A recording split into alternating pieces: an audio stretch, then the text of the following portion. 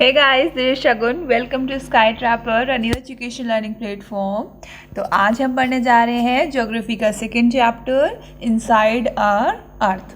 देखेंगे कि अर्थ जिस पे हम रहते हैं उसके अंदर क्या क्या है, कितनी लेयर्स हैं और किस तरह के मिनरल्स पाए जाते हैं। ठीक है, so starts from the interior of the earth. सबसे पहले हम बात करते हैं कि अर्थ के अंदर क्या है। इंटीरियर का मतलब इनसाइड।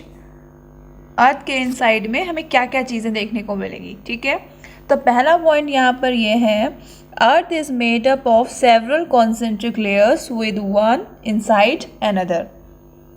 अर्थ कई सारी, यहाँ पे लिखा है ना सेवरल कॉन्सेंट्रिक लेयर्स। अब कॉन्सेंट्रिक लेयर्स का मतलब क्या होता है? कॉन्सेंट्रिक लेयर्स का मतलब होता है कि किसी सेम सेंटर लोकेशन के आसपास लेयर्स बनी हो, जिसको कहा गया है यहाँ पे कॉन्सेंट्रिक लेयर्स। फॉर एग्जाम्पल जैसे कि ये एकदम सेंटर पॉइंट है, ठीक है, और सेंटर पॉइंट के आसपास इस तरह के राउंड राउंड लेयर्स बन जाते हैं, तो इसको बोलते हैं कॉन्सेंट्रिक लेयर्स। वही चीज़ यहाँ पर दी हुई है, earth is made up of several concentric layers with one inside another, मतलब एक के अंदर एक लेयर्स। ठीक, इतनी बात समझ में आई। अब आगे देखते हैं कि किस तरह की लेयर्स हैं और कितनी लेयर्स हैं। बेसिकली हमें सिर्फ और सिर्फ 3 लेयर्स के बारे में पढ़ना है। 3 लेयर्स होती हैं। सबसे पहली लेयर होती है क्रस्ट, दूसरी होती है मेंटल और तीसरी होती है कोर। तो हम सबसे पहले बात कर लेते हैं किसकी? क्रस्ट की। ठीक है, यहाँ तुम्हें डायग्राम में देखो, ये जो इमेज दिख रही है, ये ब्लू कलर आउटसाइड जो वाला पार्ट है, जो बाहर का पोर्शन है, ये क्रस्ट है। ठीक है, इसको थोड़ा सा अगर हम अंदर जाएं तो ये हमें मेंटल मिलती है, और इसके भी अंदर चले जाएं तो ये क्या मिलता है? हमें कोर मिलता है। ठीक है, तो अब क्रस्ट की क्या प्रॉपर्टीज़ हैं, क्या क्या हमें क्रस्ट मतलब कि ऊपर जो लेयर होती है अर्थ की जिस पे हम रहते हैं, उसकी क्या क्या प्रॉपर्टी है, और अगर एग्ज़ाम में लिखने को आता है डेफिनेशन तो हम क्या लिखेंगे? तो लिखना है हमको, the upper most layer over the earth surface is called the crust. मतलब अर्थ सरफेस के ऊपर सबसे ऊपर वाली जो लेयर होती है उसको बोलते हैं क्या? क्रस्ट बोलते हैं। It is the thinnest of all the layers. बोला है कि ये सारी लेयर्स में से जो 3 लेयर्स हैं उसमें से ये लेयर ऊपर वाली सबसे थिन है, मतलब पतली है। ठीक है, क्यों थिन बोला गया है? क्योंकि देखो इसकी जो डेप्थ है ना, गहराई, वो बहुत कम है अगर हम कंपेयर करें बाकी 2 लेयर्स से। पहला पॉइंट यहाँ पर देखो लिखा भी हुआ है पहले पॉइंट में, it is about 35 kilometre on the continental mass and 5 kilometre on the ocean floors. अब ये क्या है कॉन्टिनेंटल मास और ओशन फ्लोर्स? सी, कॉन्टिनेंटल मास यानी कि ज़मीन जहाँ पे लैंड मास होता है ना, और ओशन फ्लोर्स जैसे ओशन होता है ना, तो पानी होता है, गहरा होता है, तो पानी के अंदर जहाँ कहीं भी हमें सरफेस दिखेगा, जहाँ कहीं भी हमको लैंड दिखेगा, तो वहाँ से अगर हम डेप्थ देखें क्रस्ट की, ठीक है, तो वो सिर्फ और सिर्फ 5 किलोमीटर है। तो जिस जगह से पानी के अंदर, जिस जगह से हम डेप्थ को, गहराई को मेज़र कर रहे हैं, इस वजह से उसको ओशन फ्लोर बोला है। और लैंड मास जहाँ पे पानी नहीं है, वहाँ से अगर हम क्रस्ट की गहराई और उसकी डेप्थ को देखें तो वो सिर्फ और सिर्फ 35 किलोमीटर है। इस वजह से कॉन्टिनेंटल मास 35 किलोमीटर है और हमारा ओशन फ्लोर्स 5 किलोमीटर है।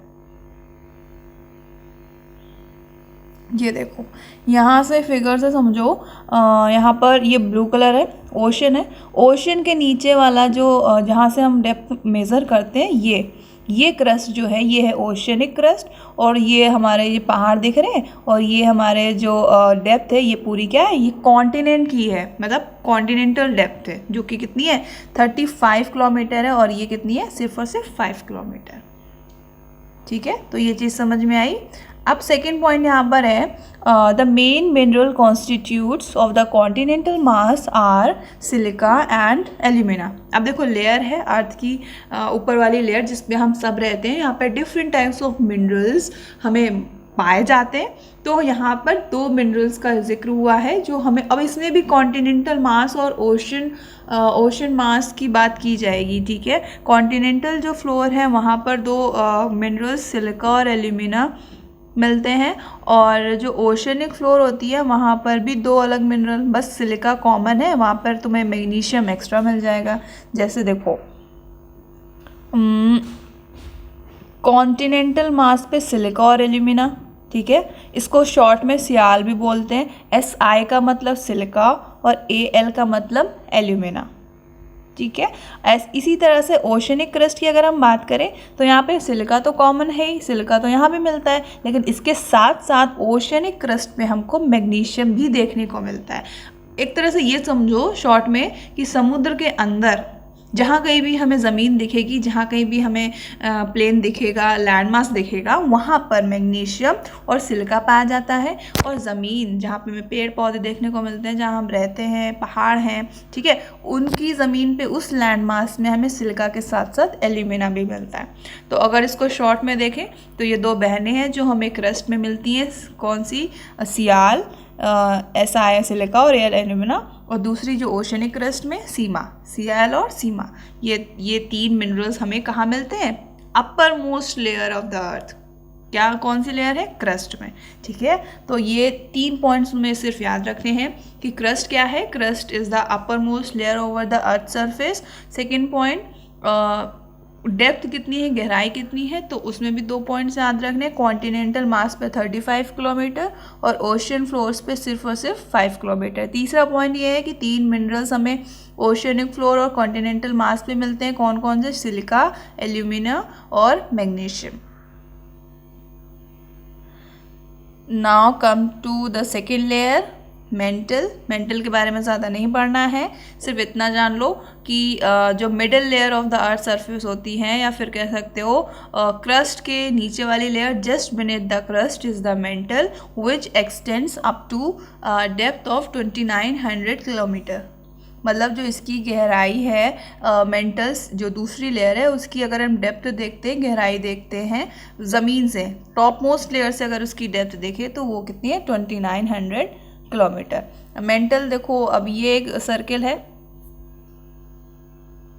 This is the circle. अगर इसको हमने यहाँ से कट कर दिया तो अंदर वाली लेयर दिखने लगी। तो अब एग्जैक्टली अर्थ के अंदर तो ऐसा नहीं होता है जैसा यहाँ पे दिख रहा है। अर्थ तो तुमको कुछ इस तरह से दिखेगी, अंदर एक आग टाइप की दिखेगी, लावा भरा हुआ है अंदर। और ये क्यों लावा भरा हुआ है, इसकी भी एक अलग ही थ्योरी है। क्यों मैंने कहा कि ये लावा भरा हुआ है, आग का गोला है? अर्थ का अगर पता हो तो एक चीज़ ये है कि अर्थ का फॉर्मेशन कैसे हुआ। जिस ज़मीन में हम रहते हैं, ये गोल गोल गोले में हम रहते हैं, इसका फॉर्मेशन कैसे हुआ? क्या होता है ना, जब जो क्लाउड्स होते हैं, पैबुला क्लाउड्स होते हैं, गैस के होते हैं, है ना, इनके बीच में कुछ रिएक्शंस होती हैं। तो कई सारे एस्ट्रॉइड्स, छोटे छोटे पत्थर जो हमें देखने को मिलते हैं ऊपर अंतरिक्ष में, उनका टकराव होता है, कुछ फोर्स लगता है उनके बीच में, ठीक है। तो जब एक दूसरे से टकराते हैं तो उनके बीच में आग निकलती है, चिंगारी निकलती है ना। तो तरह तरह के फोर्सेस की वजह से उनके बीच में रिएक्शंस होती हैं, और कुछ ग्रेविटेशनल फोर्स की वजह से वो सारे इकट्ठे हो गए तो उन्होंने एक राउंड शेप ले लिया। और राउंड शेप ले लिया तो वो एक, जिस पे हम रह रहे हैं, जिस प्लैनेट पे हम रह रहे हैं, वो एक अर्थ के फॉर्म में जाने लगा, ठीक है। तो ऊपर की लेयर तो कूल हो गई जिसमें हम रहते हैं, लेकिन अंदर अभी भी आग भरी हुई है ना। इस वजह से ये जो अंदर तुम्हें ये रेड रेड दिख रहा है ना, ये इस वजह से ये इतना ज़्यादा ऑरेंज और रेडिश टाइप का है, क्योंकि अंदर आग है, लावा के फॉर्म में, लिक्विड, सॉलिड लिक्विड फॉर्म में चीज़ें हैं अंदर, ठीक है। तो इस वजह से ये मेंटल है। इसमें ज़्यादा कुछ देखो, इसमें मिनरल्स वगैरह हमें पढ़ने नहीं है। अच्छा ही है, जितना कम होगा उतना याद करना पड़ेगा, उतना कम याद करना पड़ेगा ना, तो उसकी टेंशन नहीं है। अब हम बात करते हैं कोर की, जो सबसे इनर मोस्ट लेयर है किसकी? अर्थ में, ठीक है। अब इसकी क्या प्रॉपर्टीज़ हैं? कुछ नहीं। कोई पूछता है कोर क्या है, कुछ नहीं है, बस inner most layer of the अर्थ है ना। और ज़्यादा से ज़्यादा और कुछ पूछता है तो उसकी डेप्थ बता दो भैया, कितनी डेप्थ है। अगर लैंड मास यानी कि टॉप सरफेस जहाँ पर हम हैं, वहाँ से अगर हम कोर की डिस्टेंस देखें तो वो सिर्फ कितनी है? 35 किलोमीटर है, ठीक है। यहाँ पर लिखा है with a radius of about 3500 kilometre. तो इससे कंफ्यूज नहीं होना है रेडियस से, क्योंकि रेडियस अगर मैथ में पढ़ा होगा तो रेडियस क्या होती है? एक सर्किल है, और उसके सेंटर लोकेशन से जो डिस्टेंस होती है वही तो होती है ना। तो हमें एग्जैक्टली वही पता करनी है कि अर्थ का भी तो कोई सेंटर लोकेशन होगा ना। तो बस उस सेंटर लोकेशन तक इन कोर की जो गहराई है वो कितनी है? 35 किलोमीटर है, ठीक है। तो कोर में भी तुम्हें सिर्फ और सिर्फ 3 पॉइंट याद रखने हैं कि कोर है क्या, इनर मोस्ट लेयर है। दूसरा पॉइंट 35 किलोमीटर इसकी गहराई है, रेडियस है। और थर्ड पॉइंट, यहाँ पर भी हमें मिनरल्स के बारे में पढ़ना है। यहाँ पर भी हमें 2 तरह के मिनरल्स देखने को मिलते हैं, निकल और आयरन। निकल और आयरन, निकल को शॉर्ट में Ni लिखा हुआ है और आयरन को यहाँ पर Fe, देखो आयरन को Fe भी बोलते हैं शॉर्ट में। केमिकल इक्वेशन हम अगर केमिस्ट्री में पढ़ेंगे तो वहाँ पे आयरन को Fe से ही डिनोट किया जाता है। फिलहाल यहाँ पर फेरस लिख दिया है, कोई नहीं, फेरस भी बोल सकते हो। तो इनको शॉर्ट में बोला है नाइफ। तो अब टोटल हमारे पास कितने मिनरल्स हो गए, सिलिका, एल्यूमिना, अलग अलग लेयर्स पे। मतलब अगर हमसे कोई पूछता है कि अर्थ में कितने तरह के मिनरल्स पाए जाते हैं, अगर किसी ने स्पेसिफिक लेयर का जिक्र नहीं किया है तो हम बताएंगे सिलिका, एल्यूमिना, मैग्नीशियम, निकल और आयरन, यानी कि या भी फेरस। 5 हो गए। और अगर शॉर्ट में बताएंगे तो Cl, सीमा और nife, these are the 3 sisters found in our earth, है ना। कौन सी, Cl, सीमा और नाइफ, समझ गए। और उसके बाद थर्ड पॉइंट कुछ नहीं है, बस सिंपल सा ये है कि the central core has very high temperature and pressure. Central core मतलब कोर के एकदम सेंटर लोकेशन की बात की है, जहाँ पे हमारा सबसे इनर मोस्ट लेयर है, वहाँ पे टेम्परेचर बहुत हाई होता है और प्रेशर होता है। टेम्परेचर तो ऑब्वियसली हाई होगा ही, ठीक है, क्योंकि जितना ही हम गहराई पे जाते जाएंगे अंदर गर्मी और ज्वाला मतलब बढ़ता जाएगा। हाई टेम्परेचर यानी कि गर्मी, लो टेम्परेचर यानी कि कूल, ठीक है। तो टेम्परेचर हाई होता है, प्रेशर भी ज़्यादा होता है। प्रेशर इसलिए ज़्यादा होता है कि वो इनर मोस्ट लेयर है और उसके ऊपर कई सारी लेयर्स हैं, तो कई सारी लेयर्स का प्रेशर इनर कोर यानी कि इनर मोस्ट लेयर पे बढ़ता है। That is why here it is written the central core has very high temperature and pressure. तो इन 3 लेयर्स के बारे में तो हमने जान लिया कि ये 3 लेयर्स कौन कौन सी हैं और वहाँ पे क्या पाया जाता है और क्या पॉइंट्स हैं, कितनी डेप्थ है, ये सारी चीज़ें। अब हम बात कर लेते हैं रॉक्स एंड मिनरल्स की। अब अर्थ सरफेस है तो अर्थ सरफेस पे रॉक्स एंड मिनरल्स, पत्थर और मिनरल्स तो हमने जान ही लिया, ये सारी चीज़ें भी हमें मिलती हैं। लेकिन स्पेसिफिक हमें किस तरह के रॉक्स के बारे में पढ़ना है वो सब हमें देखना है। पहले तो हमें समझना है कि रॉक होता है क्या। सबसे पहले यहाँ लिखा हुआ है the earth crust is made up of various type of rock. जो अर्थ क्रस्ट है, जो ऊपर वाली लेयर है, कई तरह के रॉक से मिलकर बनी हुई है। हमें बेसिकली समझना है कि ये रॉक कहाँ से आते हैं, कैसे बनते हैं और कितने टाइप्स के रॉक हैं। और होता क्या है रॉक, कुछ नहीं, जितने भी मिनरल मैटर हैं जो अर्थ सरफेस में वो सारे इकट्ठे हो जाते हैं, है ना। इकट्ठे हो जाते हैं और इकट्ठे क्या हो जाते हैं, एक तरह से अगर हम किसी भी पथरीली जगह पे जाएं, है ना, तो वो वेट होता है ना, वो मिनरल्स ही तो हैं। वो जो स्टोन्स हमें दिखते हैं जो पथरीली जगह मिलती है, एक तरह से वो देखें तो किसी ना किसी तरह के मिनरल्स हैं। तो उन्हीं सबको मिला के जो हमारी क्रस्ट बनी है उसको बोलते हैं रॉक, पत्थर, ठीक है। और स्टोन अगर उसी को तोड़ के हम उसको शेप दे देते हैं तो वो स्टोन कहलाता है। Rocks can be of different colour, size and texture. Rocks different colour के हो सकते हैं, डिफरेंट साइज के हो सकते हैं और टेक्सचर के हो सकते हैं। ये देख रहे हो तुम, सुंदर सी रॉक्स दिख रहे हैं। अभी तो गेम्स भी बचपन में खेलते हो गए जहाँ पे ढेर सारे पत्थर या गिट्टी टाइप्स एक दूसरे के ऊपर रखते हो, देन उसके बाद उसमें बॉल फेंक के मारते हो, है ना। तो अभी वो भी एग्जाम्पल आएगा कि हम कहाँ पर इनका स्टोन्स का यूज़ करते हैं। फिलहाल हम ये बात कर लेते हैं कि रॉक्स कहाँ से मिलते हैं हमको, कैसे बनते हैं और कितने टाइप्स के होते हैं।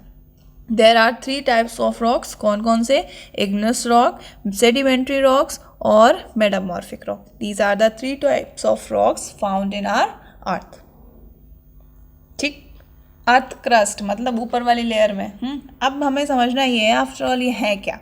नाम तो हमने जान लिया, इग्नेस, सेडिमेंट्री और मेटामॉर्फिक। तो एकदम बेसिक से समझो, जब क्या होता है ना कि हमने जैसे कि तुमने बताया कि अर्थ एक आग का गोला है, ठीक है। अंदर एक लिक्विड भरा हुआ है, बहुत ही ज़्यादा हॉट और मेल्ट उबलता रहता है, सॉलिड टाइप लिक्विड है, ठीक है। तो उसको क्या होता है, जब अंदर बहुत ही ज़्यादा हाई प्रेशर और हाई टेम्परेचर हो जाता है तो उसको लगता है मतलब उससे निकलना है बाहर, किसी तरह से आउटबर्स्ट होता है।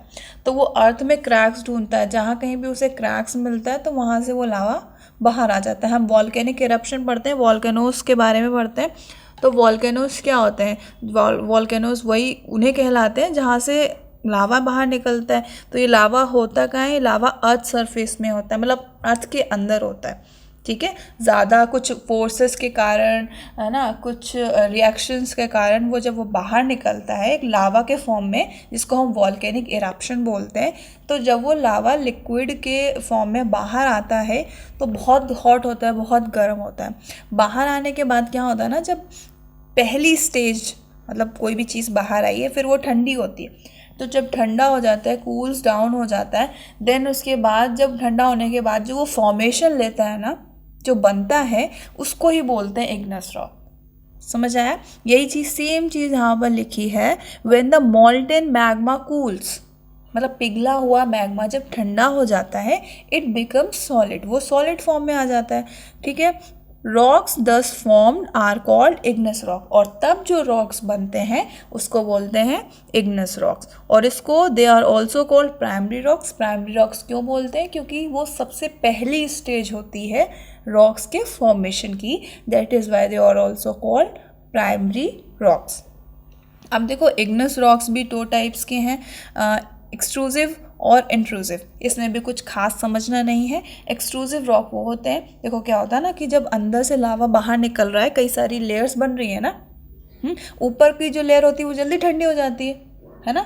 ऊपर की लेयर जब जल्दी ठंडी हो जाएगी तो उसको एक्सट्रूसिव रॉक बोल दिया है। और इंट्रूसिव, जो अंदर जो नीचे वाला है, जो वो तो बाद में ठंडा होगा, जब बाद में ठंडा होगा तब कहीं वो पत्थर बनेगा, तो उसको इंट्रूसिव रॉक बोल दिया है। सिंपल सी बस डेफिनेशन है, समझना, इसमें कुछ खास नहीं है। एक्सट्रूसिव यानी कि ऊपर की लेयर जल्दी ठंडी हो जाती है, वही चीज़ है लिखी है, when molten lava comes on the earth surface, जैसे ही मॉल्टेन लावा अर्थ सरफेस से बाहर आता है, it rapidly cools down and become solid, वो जल्दी ठंडा हो जाता है और सॉलिड फॉर्म ले लेता है, और तब जो रॉक बनता है उसको एक्सट्रूसिव रॉक बोलते हैं। इसका सबसे अच्छा एग्जाम्पल है basalt.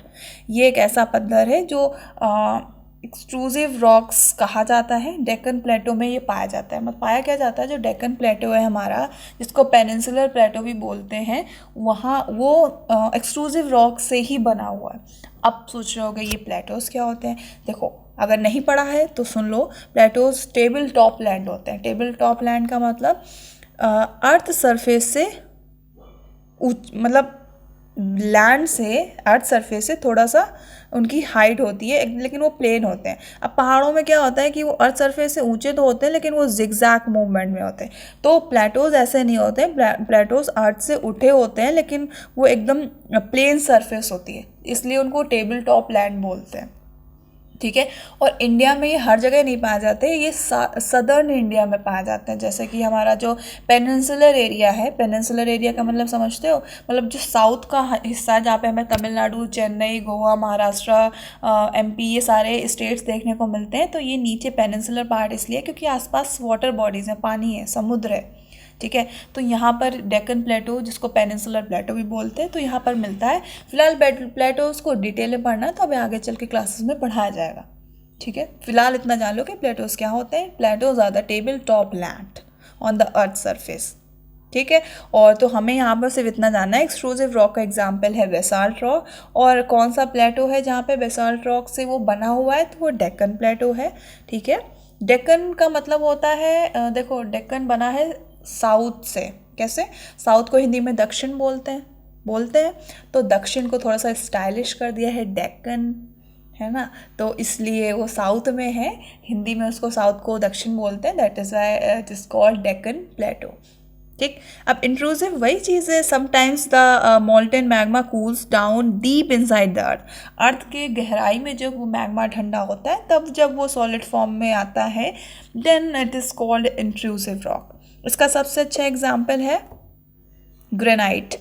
Granite is an example of such a rock. बस एग्जाम्पल याद रखना, एक्सट्रूसिव रॉक का एग्जाम्पल बेसाल्ट और इंट्रूसिव रॉक का एग्जाम्पल ग्रेनाइट। ग्रेनाइट स्टोन का यूज़ देखो, हमने देखा होगा जैसे घर में जिसमें एक ओखली टाइप्स होती है, वाइट कलर के स्टोन्स देखे होंगे जिसमें मसाले वगैरह या फिर दवा वगैरह कूटी जाती है ना, स्पाइसेस, ग्रेन्स, ये जब हम उसमें, वो ग्रेनाइट स्टोन से ही बने होते हैं, वाइट कलर का होता होगा अगर देखा है तो, है ना। और वो जिस पे रोटियां मम्मी सेकती है ना तुम्हारी, वाइट कलर की, वो क्या होती है, क्या बोलते हैं उसको, जो भी बोलते हैं फिलहाल, जिस पे रोटियां बेली जाती है ना, वो भी कभी कभी वाइट स्टोन की होती है, तो वो ग्रेनाइट रॉक ही होता है। ठीक। नेक्स्ट हम बात करते हैं, देखो इग्नेस रॉक के बारे में तो हमने पढ़ लिया। इग्नेस रॉक क्या होते हैं, कितने टाइप्स के होते हैं और किस तरह के वहाँ पे रॉक्स पाए जाते हैं। अब हम बात करते हैं सेडिमेंट्री रॉक्स। सेडिमेंट्री रॉक्स क्या होते हैं, देखो इग्नेस रॉक कौन से होते हैं, जब वो बाहर आया हुआ लावा ठंडा हो गया, उसमें कोई भी तरह की कोई रिएक्शन नहीं हुई, तो वो इग्नेस रॉक हो गया। अब सेडिमेंट्री रॉक क्या है, उसकी सेकेंड स्टेज है, मतलब अब बाहर आने के बाद अब वैसे ही तो पड़ा नहीं रहेगा ठंडा होके, है ना, पत्थर इधर उधर मतलब टूटेगा हवाओं के थ्रू, एक जगह से दूसरी तरफ तक बहेगा, है ना, कुछ टुकड़े होंगे उसके, क्रैक्स आएगा, एक दूसरे से टकराएंगे, छोटे छोटे टुकड़ों में बटेगा। तो जब वो छोटे छोटे टुकड़ों में बट जाता है, जिसको फ्रेगमेंट्स बोलते हैं, स्मॉल फ्रेगमेंट्स में वो ब्रॉक हो जाता है, देन उसके बाद ये सारे पार्टिकल्स, इन्हीं स्मॉलर पार्टिकल्स को हम सेडिमेंट्स कहते हैं। जैसे कि हमको नदी के किनारे अब देखा होगा, है ना, छोटे छोटे पत्थर दिखते हैं, तो that are the sedimentary rocks, है ना। रॉक्स रोल डाउन, यहाँ पे लिखा है ना, रॉक्स रोल डाउन क्रैक, मतलब जो पत्थर होते हैं वो एक जगह से दूसरी तरफ लुढ़कते लुढ़कते जाते हैं, टूटते हैं, एक दूसरे से हिट करते हैं, छोटे छोटे टुकड़ों में कन्वर्ट हो जाते हैं, जिनको स्मॉल फ्रेगमेंट्स बोलते हैं। तो इन्हीं पार्टिकल्स को जब वो टूट बिखर के एक जगह से दूसरी जगह पहुँचते हैं, तो वही सब सेडिमेंट्री रॉक्स होते हैं। ठीक है। These sediments are transported and deposited by wind, water etcetera. ठीक है, जो ये एक जगह से दूसरी जगह लुढ़कते लुढ़कते जाते हैं सब पत्थर, कुछ हवाओं के थ्रू जाते हैं, कुछ पानी के थ्रू जाते हैं, एक जगह डिपॉजिट हो जाते हैं। और कंप्रेस्ड बोला गया है, these loose sediments are compressed. ये जो लूज सेडिमेंट्स होते हैं, छोटे छोटे पत्थर होते हैं, वे इकट्ठे हो जाते हैं, है ना, इकट्ठे हो जाते हैं जब फिर एक हार्ड लेयर बन जाती है, और बस उन्हीं को बोलते हैं सेडिमेंट्री रॉक्स। समझ में आया कि नहीं आया? देखो जैसे कि इग्नेस रॉक है, वो टूटा, इधर उधर लुढ़कता लुढ़कता गया, अब एक तो जाएगा नहीं, कई सारे जाएंगे, लुढ़कते लुढ़कते गए, कुछ हवा के फ्लो में चले गए, कुछ पानी के फ्लो में चले गए, कई साइड में इकट्ठे हो गए, तो छोटे छोटे छोटे छोटे टुकड़े एक दूसरे से कंबाइन होते हैं, ज़्यादा वक्त में, अब तुरंत नहीं हो जाता ना, उन्हें काफ़ी टाइम लगता है, काफ़ी वक्त तक एक दूसरे से कंबाइन होते हैं, तो एक बड़ा सरफेस बना लेते हैं, एक बड़ा स्टोन बन जाता है ना, एक बड़ा पत्थर बन जाता है, कुछ छोटे छोटे टुकड़े रह जाते हैं, जिनको हम एक शेप देते हैं। तो बेसिकली वो सेडिमेंट्री रॉक्स होते हैं, जो मतलब एक तरह से वो एक कह सकते हो कि फॉर्मेशन है रॉक्स का, सेकेंडरी फॉर्मेशन है। इग्नेस रॉक प्राइमरी था और सेडिमेंट्री रॉक सेकेंडरी है। और इसका सबसे अच्छा एग्जाम्पल है sandstone. Sandstone is made from grains of sand. अब देखो ग्रेन्स ऑफ सैंड, ग्रेन्स को तो वैसे तो अनाज का टुकड़ा बोलते हैं, तो ग्रेन्स ऑफ सैंड, सैंड के कई सारे ग्रेन्स मतलब टुकड़े एक साथ इकट्ठे हो जाते हैं ना, तो उनसे मिलकर जो बनता है स्टोन, जिसको सैंडस्टोन बोलते हैं। अब उस सैंडस्टोन में क्या क्या मिल सकता है हमें? दीज रॉक्स में also contain fossils of plants, animals and other micro organism that once lived on them। देखो ऐसा क्यों बोला है, क्या पता कि जब वो पत्थर वहाँ पर है, जो पत्थर, मान लिया हमें कोई स्टोन मिला, ठीक है, मिला, क्या पता उस स्टोन में कोई जानवर मर गया हो उस जगह पे, है ना, कोई एनिमल, कोई प्लांट हो, है ना, तो जब काफ़ी वक्त बीत जाता है तो उसके कुछ पार्टिकल्स रह जाते हैं ना, तो वही चीज़ यहाँ पर लिखिए, दीज रॉक्स में also contain fossils of plants. क्या पता इनमें प्लांट्स के फॉसिल्स हों, एनिमल्स के हों, माइक्रो ऑर्गेनिज्म हो, जो कभी ना कभी उस जगह पे रह चुके हो। तो ये तो था हमारा सेडिमेंट रॉक्स के बारे में। अब हम तीसरे रॉक के बारे में बात करते हैं, मेटामॉर्फिक रॉक। अब मेटामॉर्फिक रॉक क्या होता है? मेटामॉर्फिक रॉक थर्ड स्टेज होती है। क्या इसमें ये ह्यूमन इंटरवीन होता है? इसमें ह्यूमन इंटरवीन करते हैं मेटामॉर्फिक रॉक को बनाने में, एक तरह से, कंप्लीटली नहीं। जब हम इग्नेस रॉक और सेडिमेंट रॉक्स को मेटामॉर्फिक रॉक में चेंज करते हैं अंडर ग्रेट हीट और प्रेशर, जिसको हम बहुत ही ज़्यादा हीट देते हैं, प्रेशराइज करते हैं, तब जो रॉक एक फॉर्मेशन लेता है, जो एक नया रूप लेता है, उसको बोलते हैं मेटामॉर्फिक रॉक। जैसे clay changes into slate and limestone into marble, जिस तरह से क्ले एक स्लेट में कन्वर्ट हो जाता है और लाइमस्टोन एक मार्बल में कन्वर्ट हो जाता है, तो वही होता है क्या, मेटामॉर्फिक रॉक। अब देखो जो इग्नियस रॉक है, वो जो सेडिमेंट्री रॉक्स है, वो हम उनको यूज़ नहीं कर सकते डायरेक्टली, उनको यूज़ करने के लिए हमें उनमें कुछ चेंजेस करने पड़ेंगे। तो जब हम चेंजेस करने के बाद जो रॉक बनता है, जो फॉर्मेशन हम देते हैं, तो उस टाइप के रॉक्स को बोलते हैं क्या, मेटामॉर्फिक रॉक्स। ठीक है, तो मेटामॉर्फिक रॉक्स क्या होते हैं हमने अच्छे से जान लिया। अब हम बात करेंगे बेनिफिट्स ऑफ रॉक्स, मतलब कि कहाँ यूज़ होते हैं ये रॉक। अब देखो सेडिमेंट्री और इग्नियस रॉक को तो हम यूज़ नहीं करेंगे, लेकिन हाँ मेटामॉर्फिक रॉक को हम यूज़ करेंगे। ठीक है, उन्हीं से तो मिलकर हमने बनाया है ना मेटामॉर्फिक रॉक्स को, तो उनका हम यूज़ करते हैं जैसे कि रोड्स बनाने में, हाउसेस, लोगों के घरों में पत्थर जड़े होते हैं ना, हो सकता है तुम में से किसी के घर में पत्थर जुड़े हों, मतलब जड़े हों, है ना, और बिल्डिंग्स वगैरह में पत्थरों का इस्तेमाल करते हैं, रॉक्स का इस्तेमाल करते हैं। अब ये रॉक का मतलब ये मत समझ लेना कि बड़ा सा पत्थर उठाया, वो नहीं, मतलब एक प्रॉपर शेप देते हैं हम उसको। ठीक है, और कुछ गेम्स भी हम खेलते हैं स्टोन्स का यूज़ करके, जैसे कि मैंने तो खेले नहीं है, यहाँ पे लिखा है, तुमने खेले हो तो तुम्हें पता होगा, 7 स्टोन्स, पिट्ठू जिसको बोलते हैं, एक हॉप स्कॉच, कीट कीट, है ना, 5 स्टोन वाला तो पता नहीं, मुझे नहीं पता। तो ये मतलब एग्जाम्पल दिया है कि हम स्टोन्स का इन गेम्स में यूज़ करते हैं। और इसके अलावा ये जो हमारा रेड फोर्ट है, ये किस स्टोन से बना है, ये रेड स्टोन से बना है ना, तो ये चीज़ याद रखना, the red fort is made of red sandstone. और जो हमारा ताजमहल है वो किससे बना है, आई होप सबको पता होगा, वाइट मार्बल। ठीक है, तो एक तरह से सैंडस्टोन, रेड सैंडस्टोन और वाइट मार्बल ये क्या है, मेटामॉर्फिक रॉक ही है। ठीक है, तो अब रॉक साइकिल भी देख लेते हैं। देखो इनकी भी एक साइकिल है, कैसी साइकिल, अब चलाने वाली साइकिल नहीं, साइकिल ऐसी जैसे कि मैग्मा बाहर निकला, इग्नियस रॉक में कन्वर्ट हुआ, इग्नियस रॉक से टूटते बिखरते, हवा के चलते, पानी के चलते, ये सेडिमेंट रॉक में कन्वर्ट हो गया। अब सेडिमेंट रॉक्स को हमने कुछ उसमें हाई प्रेशर और टेम्परेचर दिया, अपने ह्यूमन इंटरवीन किया है ना, अपने दिमाग लगाया और उसको मेटामॉर्फिक रॉक में कन्वर्ट कर दिया। अब मेटामॉर्फिक रॉक को अगर हम वापस से इग्नियस रॉक में कन्वर्ट करना चाहें या मैग्मा में कन्वर्ट करना चाहें, तो उसको हम गर्म करेंगे, मेल्ट करेंगे और वो वापस से लावा में कन्वर्ट हो जाएगा। तो ये एक तरह की क्या है, साइक्लिक प्रोसेस है। Magma, then igneous turns into sediments, sediment turns into sedimentary rocks, then sedimentary rock convert into metamorphic rocks, then at the last metamorphic lost, then in the last again metamorphic rock convert into magma. So this is the simple rock cycle जिसको मैंने तुम्हें diagram के through बता दिया।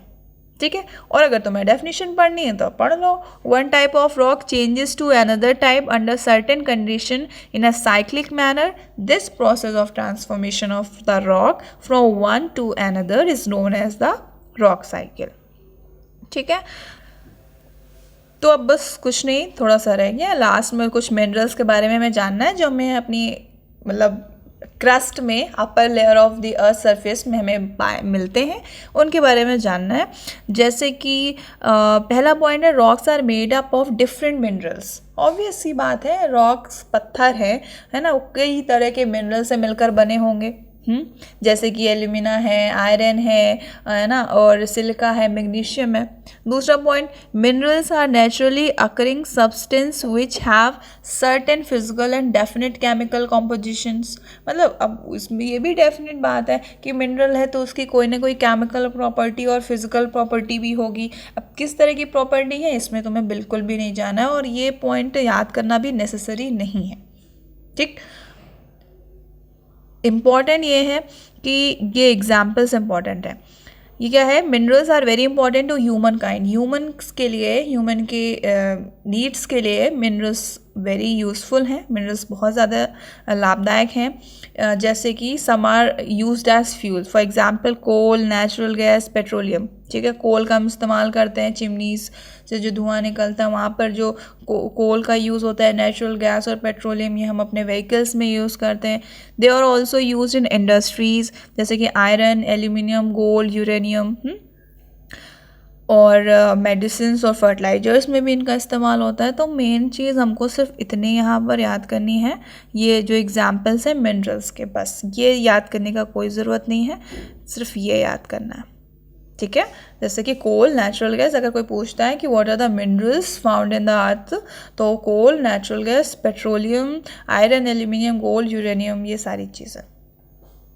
तो बस इतना ही था तुम्हारे इस चैप्टर में, second chapter inside our earth, जहाँ पर हमने देखा कि अर्थ की 3 लेयर्स हैं, कौन कौन सी, क्रस्ट, मेंटल, कोर, जिसकी अलग अलग प्रॉपर्टीज़ में हमने देखा कि डेप्थ कितनी है और कौन कौन से मिनरल्स पाए जाते हैं। इसके अलावा हमने देखा रॉक्स कितने टाइप्स के हैं, इग्नस, सेडिमेंट्री, मेटामॉर्फिक रॉक्स, और ये रॉक्स का फॉर्मेशन कैसे होता है ये चीज़ देखा, और मिनरल्स देखा। बस ख़त्म चैप्टर, ठीक है। तो फिर आज के लिए इतना ही, इसको पढ़ो और इससे रिलेटेड कोई डाउट हो तो पूछो, एंड फिर हम नेक्स्ट क्लास में आएंगे और थर्ड चैप्टर पढ़ेंगे, ठीक है। So till then be happy, be safe and good bye.